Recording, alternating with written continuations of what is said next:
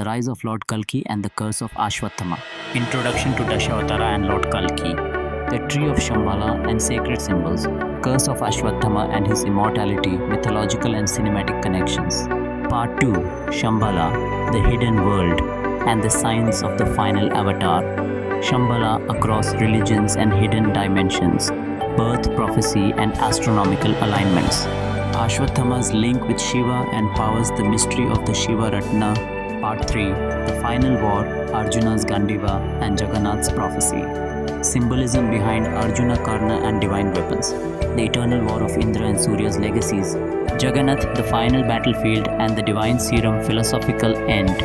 Creation through destruction. Let's begin with Part 1 now. Part 1. The Rise of Lord Kalki and the Curse of Ashwathama. The final avatar awaited for millennia. In the grand cycle of time described in Hindu cosmology, Satya Yuga, Treta Yuga, Dwapara Yuga, and Kali Yuga, each era gradually descends into moral and spiritual decay. According to the Puranas, when unrighteousness reaches its peak in Kali Yuga, the final avatar of Lord Vishnu, known as Kalki, will descend to restore cosmic order.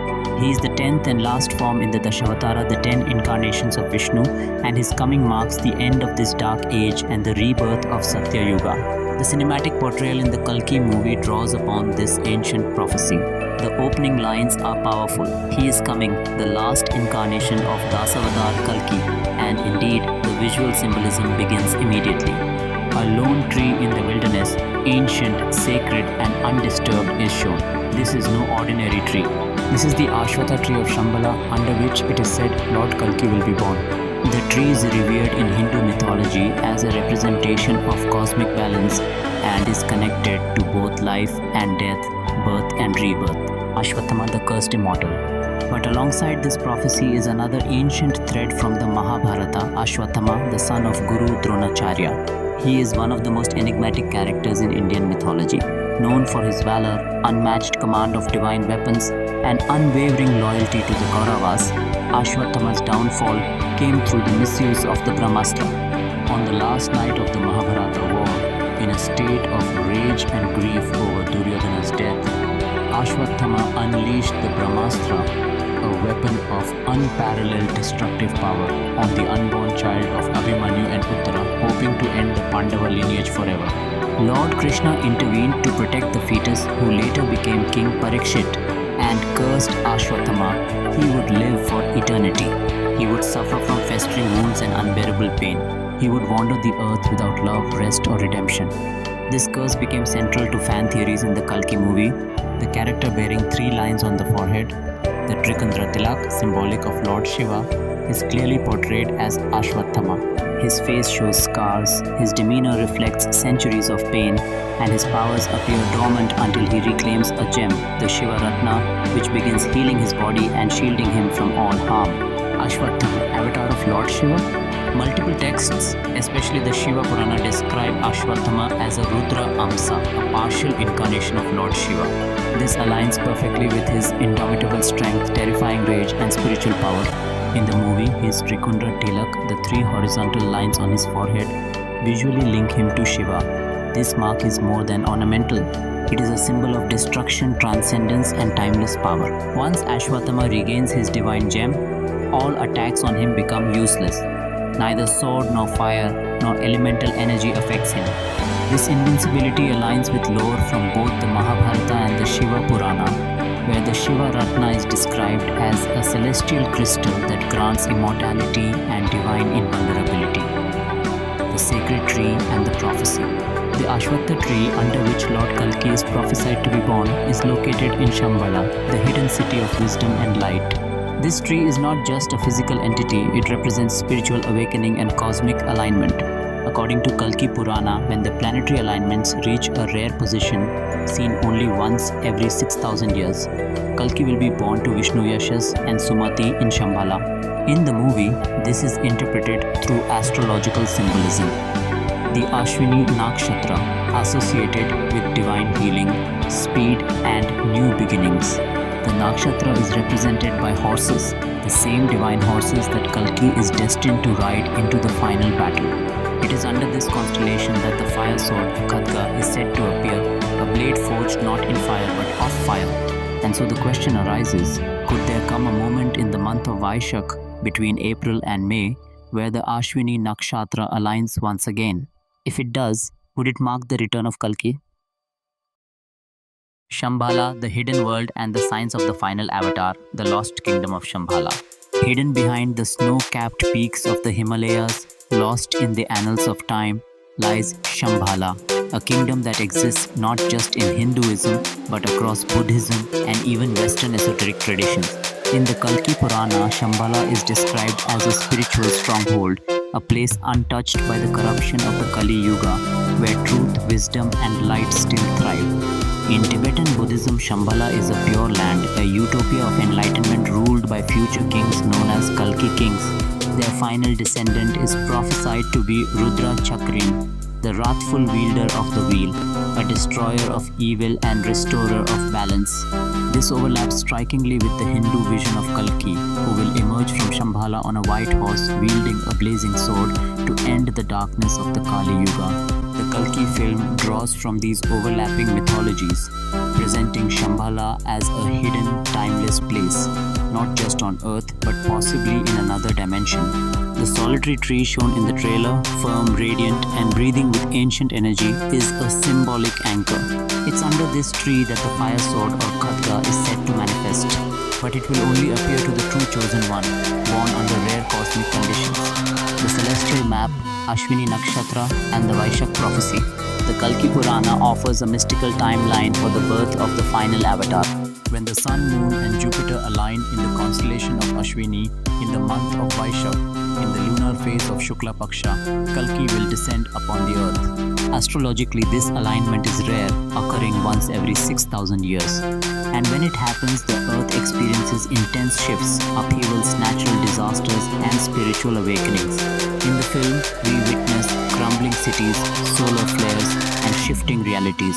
All hints that this celestial configuration has returned. The Ashwini Nakshatra holds deep mythological significance. Ruled by the twin horsemen, the Ashwini Kumaras, it represents rejuvenation, speed, and divine intervention. It is the nakshatra of heroes and healers. In mythology, Kalki is said to be born with the speed of a horse, the fury of a god, and a destiny to slay Adharma. The flames seen in the movie, the rising sun, the echoing gallop, each is a cinematic metaphor for this nakshatra. The return of the khadga, a sword born of fire. The khadga is no ordinary weapon. In the Kalki Purana, it is described as a celestial sword forged in the realm of gods, burning with the fire of righteousness. It does not cut flesh, it sears away falsehood.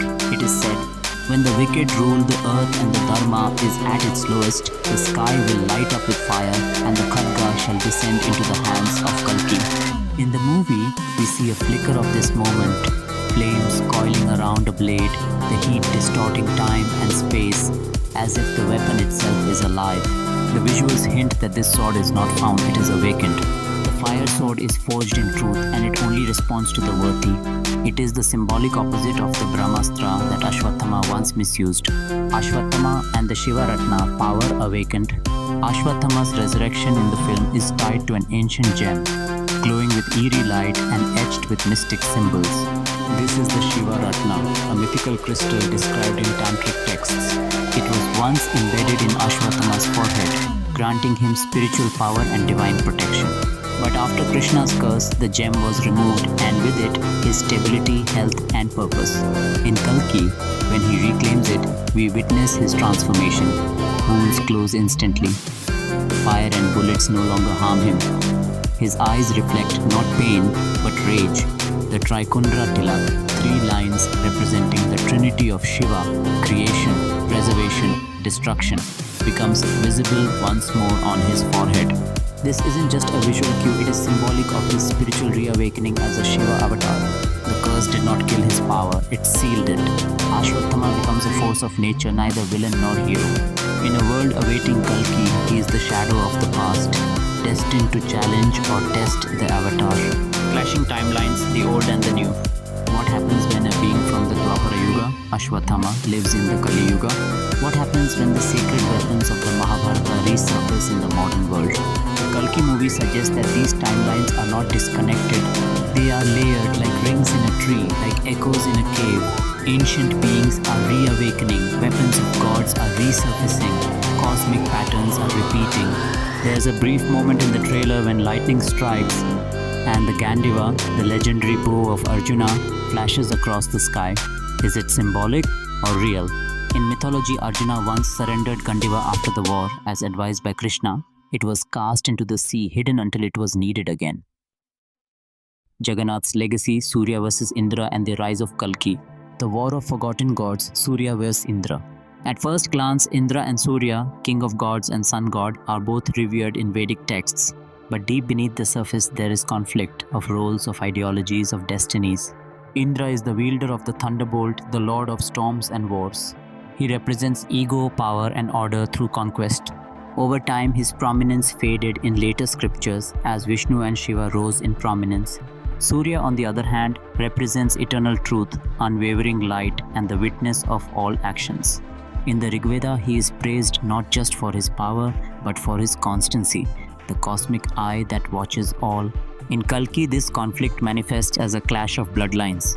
The Indrasena scene in the movie represents control, centralized power, and surveillance, a system built on fear and manipulation.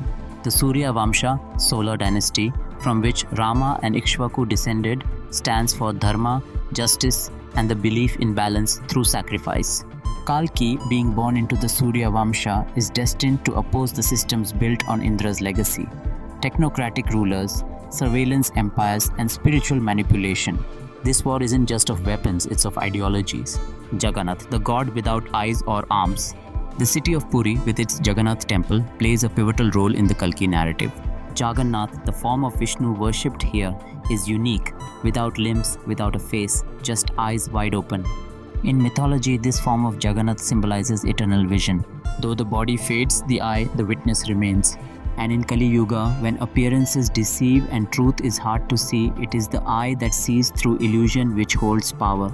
The film shows brief flashes of Jagannath's eye glowing as Kalki's presence nears.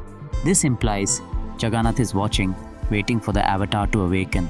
The last battle may begin at Puri or be sanctified by it. Interestingly, the festival of Rath Yatra, where the gods are taken out in chariots, symbolizes the movement of divine power from the temple to the world. It mirrors Kalki's journey from the spiritual womb to the battlefield, the lost warrior Arjuna's bow, and the final prophecy.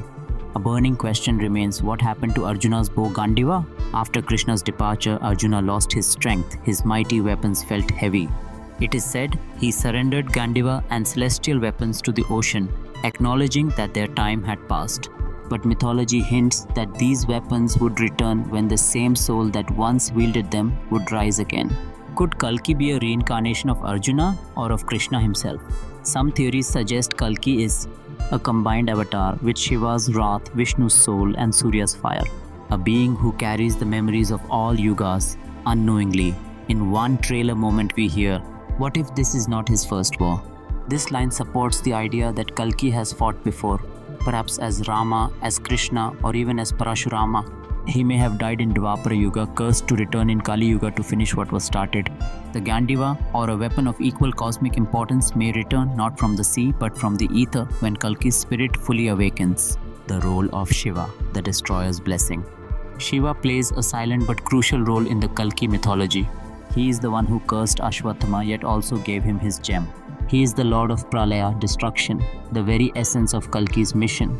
In tantric traditions, it is said that Kalki meditates upon Shiva, not Vishnu, because destruction is required before preservation. One secret scroll, the Rudrayamala Tantra, mentions, "The final avatar shall ride under my gaze, burn under my fire, and speak with my voice. He shall bear my rage but carry the heart of Vishnu." This suggests that Kalki is Shiva's flame and Vishnu's purpose combined, a spiritual chimera born for the end times. The presence of Shiva temples erupting across landscapes in the film, lightning striking lingams, and visions of the third eye opening are not aesthetic choices. They are warnings. The apocalypse is a birth. Kalki's coming does not merely end evil, it ends an era of perception. Time will no longer be linear. Morality will no longer be defined by convenience, technology and power will be purified or destroyed, and mankind will face its shadow not as a myth but as a mirror. Kalki's horse Devadatta is not just a mount. In ancient texts, it's described as a symbol of time itself. It flies not across land, but across realities. It carries Kalki to where he is needed most, across time zones, across dimensions. In one trailer shot, the horse gallops through fire and the world bends. Reality is changing because Kalki is not a man. He is Dharma incarnate. Conclusion: the final dawn. We have reached the end of prophecy and the beginning of reckoning.